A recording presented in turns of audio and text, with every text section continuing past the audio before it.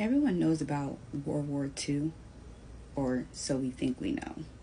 We've seen the movies, we heard about Hitler, but what if I told you that we missed out a huge part of history when it comes to World War II?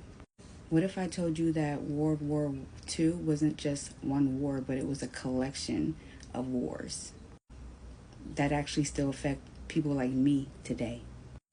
So this is part one of my series of us uncovering secrets of the World War II, starting with one of the biggest missing pieces, the Pacific. Think about what you learned in school. World War II is always focused on Hitler, the Nazis, the Holocaust.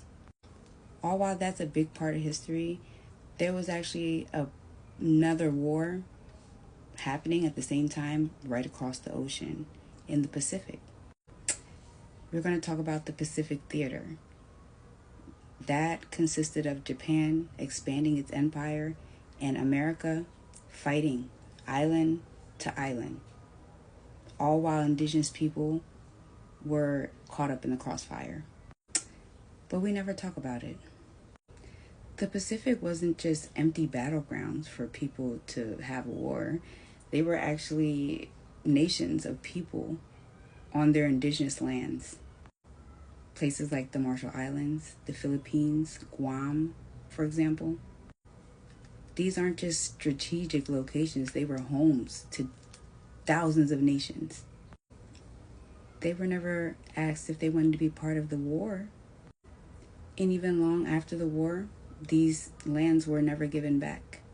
They became testing sites, military bases, and colonies. Take the Battle of Tarawa, for example. It was one of the deadliest battles known to man. And it happened in a little island over people who had nothing to do with the war. But I'll just talk about the Marshall Islands. After World War II, the Marshall Islands became actually a testing site for nuclear weapons, and they actually used the native indigenous peoples from there as lab rats to study radiation in a project called 4.1.